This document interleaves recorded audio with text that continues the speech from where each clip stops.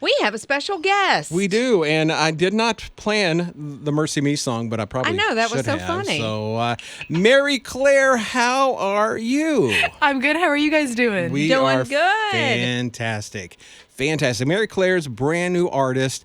Okay, so let's just go ahead and get the elephant out of the room since Yep. we played Mercy Me, and I said I didn't plan Mercy. Give a little context. Mercy Me. There's a Yep. little bit of connection with you and Mercy Me, right? Just a little bit. You know, my dad is their manager, Scott Brickle, and if you've seen the I Can Only Imagine movie, Trace Adkins plays him. So it's interesting. I've got my real dad, and then I've got my fake dad, Trace. Do you have to get him a present on Father's Day? I hope not. Okay, I haven't good. so far, and he hasn't gotten upset with me. So we'll see. Okay. That's good. And so since we dipped into that toe already about the Mercy Me thing, so we as a staff watched the second movie as we got a screening of it. Yep. And so there's a scene in the movie where your fake dad Trace is working on like an ATV, and Yep. and then his daughter comes up and says, "Hey, Mary Claire's bleeding," and he goes, "Is it spraying? No, if it ain't spraying, keep playing." That's right. So that was you, and, Yep. you know. So That's kind of how it was growing up. I mean, our house was like just HQ for everyone to come. You know, summer days, we would run around, have so much fun, and that's probably a true story of me getting hurt by someone and my dad saying, you know, just keep playing it. It'll buff right out. Just rub some dirt in it. buff right Yep, out. that's right. So yeah, I mean, I haven't seen the second movie yet, but you guys have, and you say We it's did. good. Yeah, it's Oh, really good. yeah. It's approved. We cried. we Once or twice or It's Maybe a couple of there was a times. couple, and No spoilers, but yeah. yeah, we won't. But your dad is more of a character in this movie. oh, Yes, no. than he Oh, was that's in the dangerous. first one. They Yeah. they talk about when he wrote a book. Yes. And he was, doing interviews about the book, and then there's a scene at the end when he gives, I guess, your grandpa one of the books, and Oh. so, Oh, That's oh very no. sweet. Right? He's going to get a big head. So, when did you know that music was what you wanted to do? Well, I mean, I grew up watching all of these incredible artists, and I think that was very inspirational and amazing for me. But I think sometimes it made music very intimidating, and I thought, I'm not worthy to do this like these greats are. And I grew up watching Toby Mac and Mercy Me and Audio Adrenaline and DC Talk, the throwbacks. But I thought, how cool would that be to have a huge platform and point it all to Jesus and not make it about me. And when it was time for me to pick what college to go to, I said, this is kind of the moment where I either need to trust in Jesus and say yes to singing, or I should just trust myself. And I thought, when in my life has it ever worked out when I followed my own plan? So I kind of gave God the keys and I said, let's try this out. And yeah, I mean, I just put out my first album in July, and I'm here doing cool things like this with you guys. So far, I think he's been pretty good on that promise. Wow. Yeah. So I got to ask, if you didn't do the singing thing, what would you have done? Like, where is your passion? Where's your heart? Well, you know what? I've always loved comedy. So I think something like Saturday Night Live. I mean, Yeah, something sure. fun like that, you know? I just love to entertain. I love to make people laugh. And I think especially in our world today, I think people need that. Yeah, absolutely. She mentioned the album release party. Yeah. I was there. I know you He were was. there. I was there, and I'm not saying that to brag. Well, yeah, but anyway, it's because I've never been to one of those before Yep. and didn't know what to expect. So, what was that day like? If you could go back to that album release party in July, what was it like for you? Well, honestly, I just invited a lot of close family and friends, and I wanted to just celebrate the album. And I looked towards the door and I saw you and your wife, Lauren, walk in, and I was so happy. It was the best surprise ever. But I mean, if I could go back to that day, I would just tell myself just to relax. I mean, I got so in my head and I thought, are people going to like it? Are they going to like me? Do I even have anything worthy of bringing to this format? And people, Bart from Mercy Me was there. And yes, the Mercy Me guys, they're my friends, but they're also like industry giants. And to see them in the crowd while I was performing, the songs that I wrote in my bedroom, I was terrified, but I thought to myself, no, this is how they started too. They did this, they laid the groundwork. And so that was reassuring to me, but I would just say, relax. It's all going to be okay. Thank you for coming by. Of course. This week is like your first, they call it radio promo tours, where you go out as a new artist and you visit radio stations. So how has it been this week as you've been going out and, catching up and It's good. It's really cool because I grew up listening to the radio, and I've always wondered what it really looked like. So in a way, I'm more like geeking out than being excited to share my music and stuff, because it's just cool. I mean, radio is cool, and I mean, to see it done live. I mean, you guys' studio setup in here is so great. I wish that people could see it. I mean, it's just fun, and I'm having a great time. I'm meeting a lot of incredible people, and I'm just seeing, behind the scenes what it really takes to get Christian music played, the work that goes into it on both sides, the artists and the programmers and the directors. So it's been fun. Okay. So do you have another stop, or is this it and you're headed home? This is it for the week. So we're gonna get on a flight home today and be in our own beds tonight. Oh, that's good. Okay, so Thanksgiving week, you're going to be home. Yes, ma'am. Okay, what are you thankful for this year? I mean, family. Yeah. I think growing up as a kid, you don't realize what you have until you kind of get older and you meet people, and people have all kinds of stories. And I think lately I've just realized how much I'm thankful for my family. I mean, it's such a blessing to have those people. So. Okay, so on Thanksgiving, the side that you're looking forward to. Oh, okay. Well, off air, me and Brian had a disagreement. I look forward to the most is the mac and cheese. Thank you. Thank you. Thank yes. you. And he's disagreeing, and this is a debate that can split the nation. Mac and cheese. Like, who doesn't like other than Brian? Exactly. So can you defend yourself? All I can say is, like, give me mashed taters, give me the dressing all day long. Why can't you have all I will three? take. Well, I mean, It's Thanksgiving, carb load. It's all right. That's right. It's just mac and cheese. It's nothing really special. It's just. See what I have to deal I with? can have mac and cheese right. every day of the year, Oh, but my stuffing grief. is special, and that turkey Okay. and that gravy. Okay, he said something else there. Right. Stuffing or dressing. Stuffing. Really? Yes. I'm sorry. Is that weird? I love it. And the Macy's Day Parade. Yes, you have to Yes. do the parade. What's the thing you don't want to see on the table? Like the thing you're like, oh. Okay, well, anything my dad makes. Oh no! He made gravy one time, and the spoon got stuck. And you would grab the spoon, it would lift up the whole dish with it. It's a little gelatinous. So if you ever are at our house for Thanksgiving, say, what did Brickle make? Anything he touched, you don't touch. But does he think he can? Oh, he loves it. He's like, you got to try it. I think it's good. It's got a twang. I'm like, Dad, that's sour. Yeah, twang is not good. No. Yeah, one year I think we did Chick-fil-A.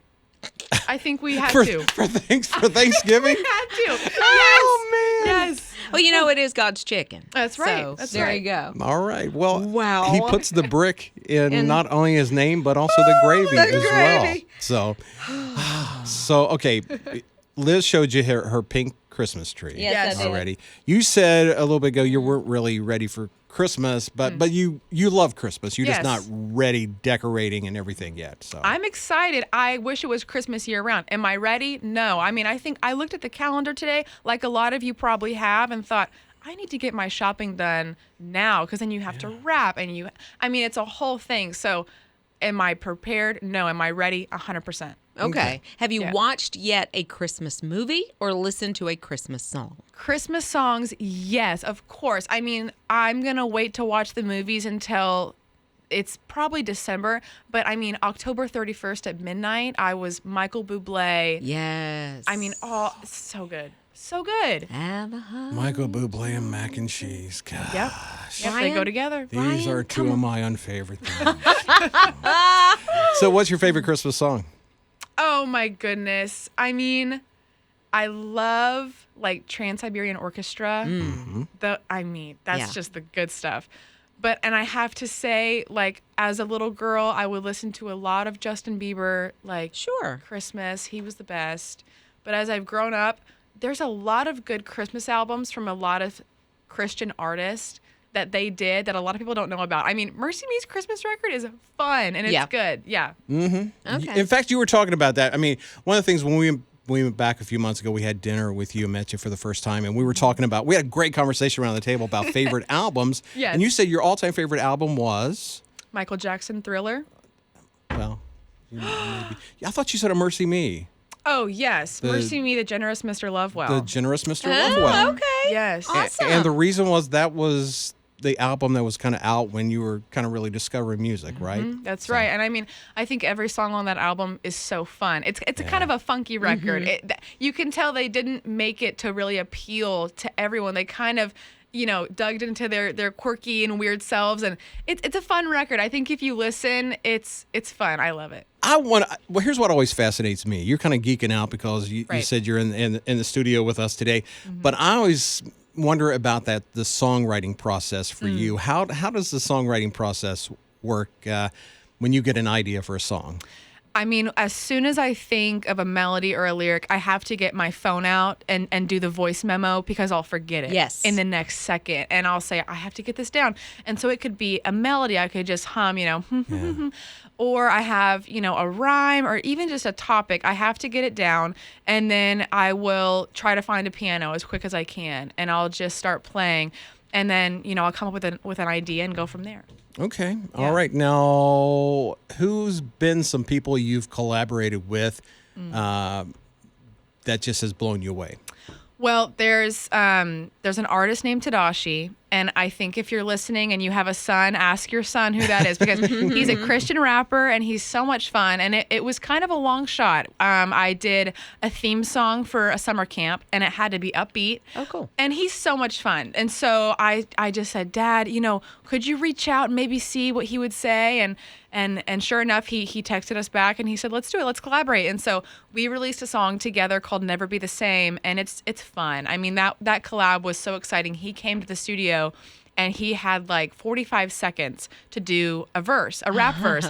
And he wrote it in like a minute. He just typed it out. He went into the recording booth and he did it. And he said, okay, have a great day. And it was wild. I couldn't believe it. He was good at freestyle, right? That's right. Absolutely knocked it out of the park. That's cool. Can't wait to hear it. And that blows you away when you think about somebody could go in and just, okay, Wow. I'm done. Right. There you go. We'll be done there. So is there somebody you haven't worked with you want to work with? Oh my goodness, what a question. In my ideal world, if I could pick anyone, it would have to be CeCe Winans, the queen. I mean, that would, if I She did gonna that, CC your song. she would CC my, Right. she would, and I would let her, and I would retire the next day. Thank you. That's, Right? That's all and I would just need to do. pass away happy, That's right? right. Yeah. That's right. Wow. I think we would work with CeCe as well. And she is have you met her before? No, I've only seen her from afar, and I get so nervous. She's like the president. You She's don't want a to get too legend. close. Yes. And that's, the reverence is there for CeCe, for That's sure. right. I got a chance to meet her a couple years ago, and she is as nice as you would hope she would be. Oh, and just so sweet and kind-hearted and just such a beautiful person. Does she cuddle?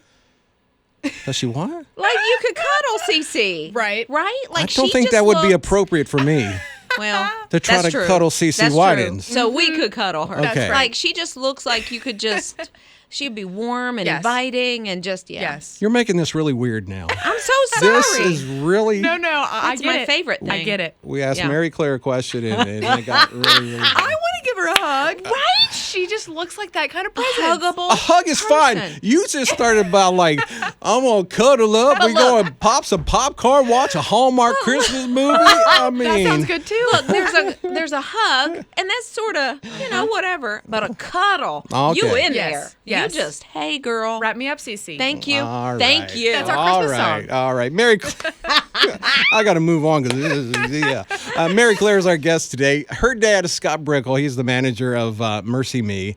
And your dad, okay, let's just say your dad can be such an intimidating guy when you look at your 8 feet dad. tall. He is.